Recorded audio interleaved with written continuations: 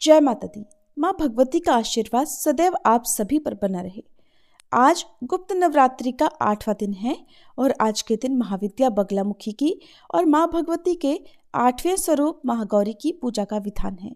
और आज की इस वीडियो में आप आज के दिन सुनी जाने वाली सभी कथाएं सुनेंगे। आइए पहले सुनते हैं तारापीठ की कथा। बंगाल की भूमि पर स्थित तारापीठ शक्तिपीठ सिद्धियों का धाम है। कहते हैं यहाँ देवी तारा अपने भक्तों की परीक्षा अवश्य लेती हैं ताकि ये परखा जा सके कि भक्ति सच्ची है या फिर केवल सुविधा की मांग है। एक बार एक गांव में हरिदास नाम का एक ब्राह्मण रहता था। उसके घर में न तो अन्न था, न धन, न ही वस्त्र। फिर भी हर सुबह वह 8 कोस की दूरी तय करके माँ तारा के मंदिर पहुँचता। हाथ में उसके केवल कुछ जंगली फूल और गंगाजल होता। गांव वाले देखते तो उपहास करते, कहते, हरिदास, तेरा जीवन तो भूख और तंगी से भरा है, देवी तुझे क्यों नहीं संवारती। तब हरिदास दृढ़ स्वर में उत्तर देता, देवी तारा ही तो मेरी माँ है। क्या पुत्र माता से सौदा करता है? मैं तो माँ को प्रेम देता हूँ, बदले में अपने लिए कभी कुछ नहीं मांगता। एक बार उसकी पत्नी ने कहा, सुनो, बच्चे कई दिनों से भूखे हैं, तुम्हारी ये पूजा हमें मौत की ओर धकेल रही है। माँ तारा अगर दयामयी है तो अब तक उन्होंने हमारी सहायता क्यों नहीं की? हरिदास ने आंसुओं से भरी आंखों से कहा, माँ देर कर सकती हैं पर अंधेर नहीं। ये हमारी परीक्षा है। लेकिन सच यही था कि 5 दिनों से उनके घर में अन्न का एक दाना तक नहीं था। यहाँ तक कि अब गांव वाले भी उनकी मदद नहीं करते थे। छठे दिन हरिदास कांपते कदमों से तारापीठ पहुंचा। दीपों की रोशनी और घंटियों की ध्वनि के बीच उसने माँ की प्रतिमा के सामने गिरकर गिड़गिड़ाते हुए कहा, माँ, तेरा ये दास भूख सह लेगा, पर मैं अपने बच्चों की व्यथा को नहीं देख सकता। क्या तेरा आशीष केवल राजाओं और धनी लोगों के लिए ही है? क्या निर्धन तेरा पुत्र नहीं है? माँ, आज अगर तूने मेरी सुनवाई नहीं की तो समझूंगा कि मेरी भक्ति व्यर्थ रही। मैंने तो यही सुना था कि बिना मांगे माँ सब कुछ दे देती है, फिर अब तक मौन क्यों हो? उसके शब्द मंदिर की दीवारों में गूंज उठे। वहां पर खड़े भक्त चुपचाप उसकी पीड़ा सुनने लगे। और उसी समय गर्भगृह से पुजारी जी बाहर आए और बोले, हरिदास, आज माँ ने भोग स्वीकार नहीं किया, सारा अन्न राख में बदल गया है। भीड़ में मानो हलचल मच गई। लोग कहने लगे, लगता है माँ उससे रुष्ट है। पत्थर सा मौन ओढ़े हरिदास वहीं बैठा रहा। उसकी आंखों से आंसुओं की धारा लगातार बह रही थी और उसके होठों से निकल रहा था, माँ, चाहे तू क्रोधित हो, लेकिन मैं तेरे चरणों से कभी नहीं हटूंगा। 3 दिन और बीते।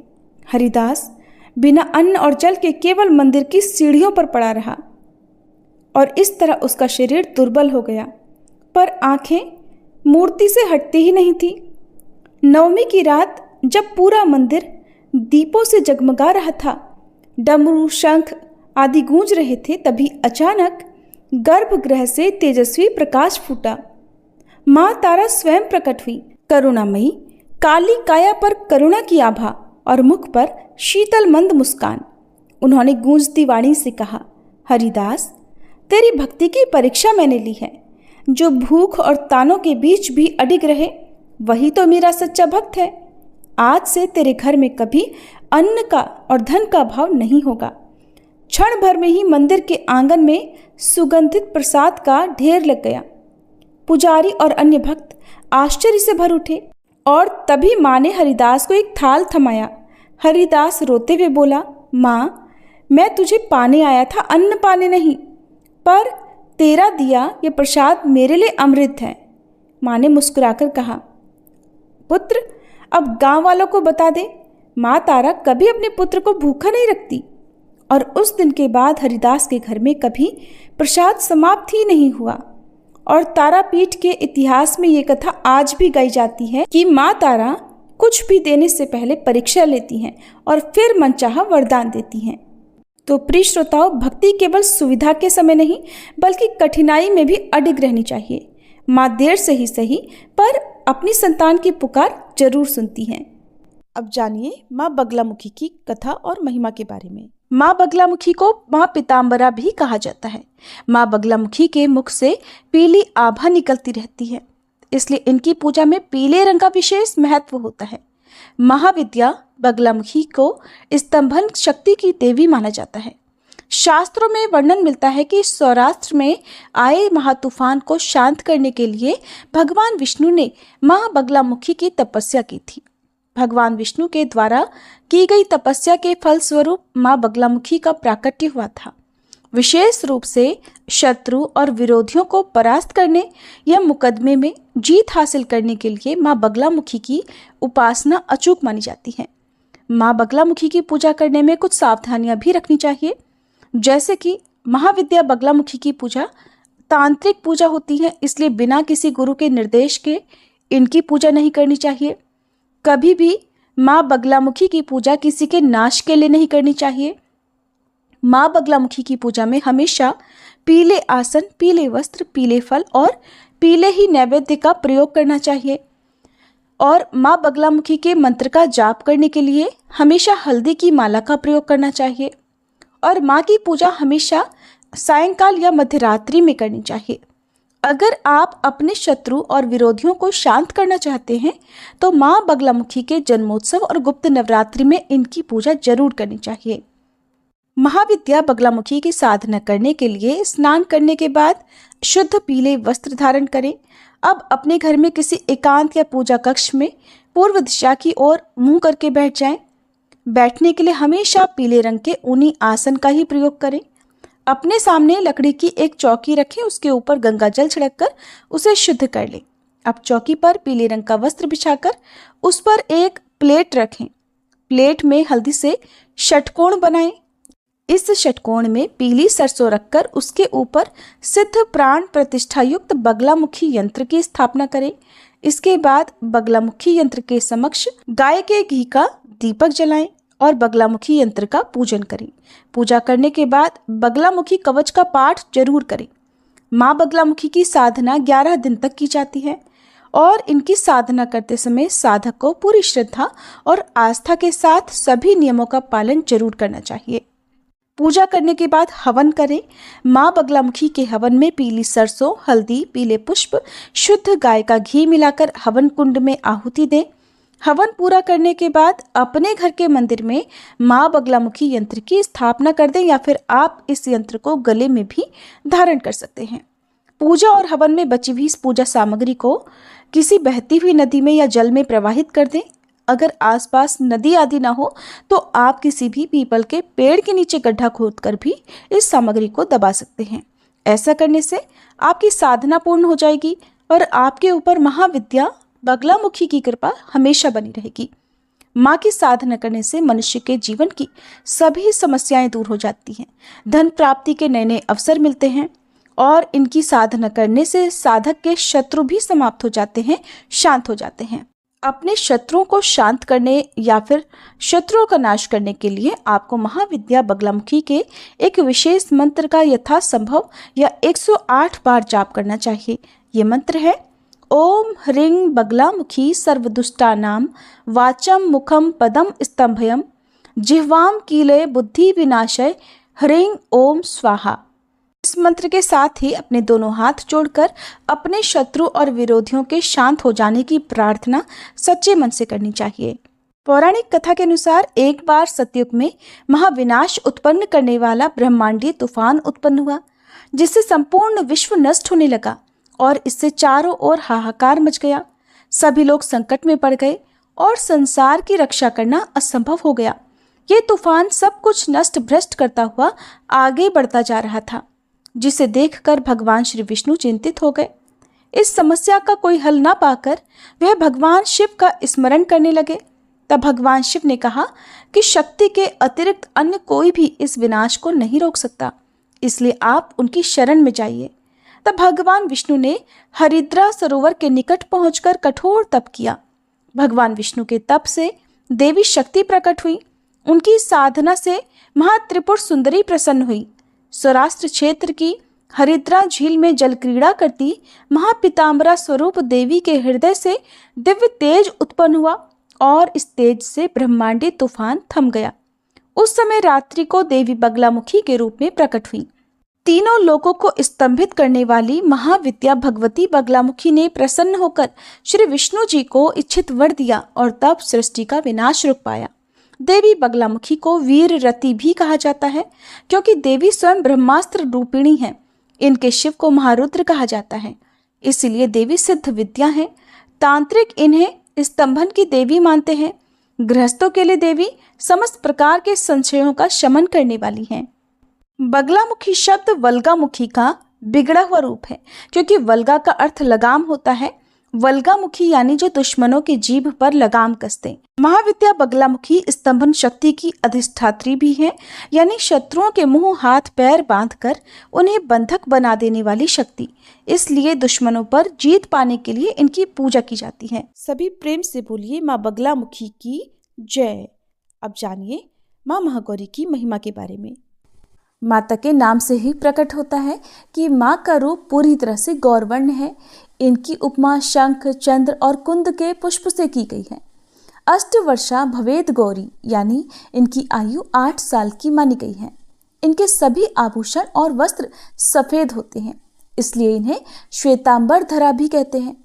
माँ की 4 भुजाएं हैं और इनका वाहन वृषभ है, इसलिए इन्हें वृषारूढ़ा भी कहा जाता है। माँ की ऊपर वाली दाहिनी भुजा अभय मुद्रा में, नीचे वाली दाहिनी भुजा में त्रिशूल धारण करती है। ऊपर वाली बाईं भुजा में डमरू और नीचे वाली भुजा में वर मुद्रा धारण करती है। माँ की मुद्रा पूरी तरह से शांत है। पति रूप में भगवान शिव को प्राप्त करने के लिए महागौरी ने कठिन तपस्या की थी। इस वजह से इनका शरीर काला पड़ गया था, लेकिन तपस्या से प्रसन्न होकर भगवान शिव ने देवी के शरीर को गंगा जी के पवित्र जल से धोकर कांतिमय बना दिया। उनका रूप गौर वर्ण का हो गया, इसलिए ये महागौरी कहलाई। माँ महागौरी अपने भक्तों की सभी कामनाओं को पूर्ण करने वाली हैं, और ऐसी कन्याएं जिनके विवाह में बाधा आ रही हो तो उन्हें माँ महागौरी की पूजा सच्चे मन से करके किसी एक छोटी कन्या को आज के दिन कोई भी प्रिय वस्तु भेंट में देनी चाहिए और उनके चरण छूकर आशीर्वाद लेना चाहिए। आइए अब हम सभी मिलकर माँ दुर्गा की आरती गाएं। जय अम्बे गौरी मैया, जय श्यामा गौरी, तुमको निश दिन ध्यावत, मैया जी को सब दिन मनावत, हरि ब्रह्मा शिवरी। जय अम्बे गौरी, मांग सिंदूर विराजत, टीको मृग मद को, मैया टीको मृग मद को, उज्ज्वल से दो नैना, निर्मल से दो नैना, चंद्र वदननी को। जय अम्बे गौरी, कनक समान कलेवर, रक्तांबर राजे, मैया रक्तांबर राजे, रक्त पुष्प गलमाला, लाल पुष्प गलमाला, कंठन पर साजे। जय अम्बे गौरी, के हरिवाहन राजत, खड्ग खपर धारी, मैया खड्ग खपर धारी, सुर नर मुनि जन सेवत, सुर नर मुनि जन सेवत, तिनके दुख हारी। जय अम्बे गौरी, कानन कुंडल शोभित, नासाग्रे मोती, मैया नासाग्रे मोती, कोटिक चंद्र दिवाकर, कोटिक चंद्र दिवाकर, राजत समज्योति।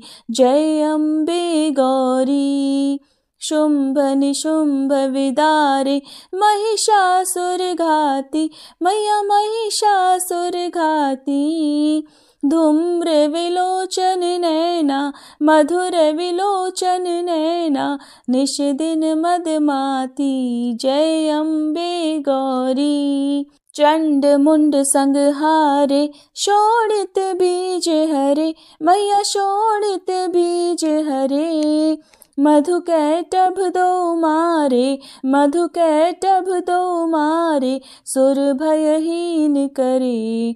जय अम्बे गौरी। ब्रह्माणी रुद्राणी तुम कमला रानी, मैया तुम कमला रानी। आगम निगम बखानी तुम शिव पटरानी, जय अम्बे गौरी। 64 योगिनी मंगल गावत, नृत्य करत भैरू, मैया नृत्य करत भैरू।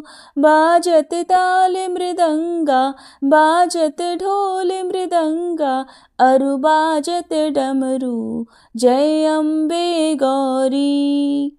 तुम ही जग की माता, तुम ही हो भरता, मैया तुम ही हो भरता।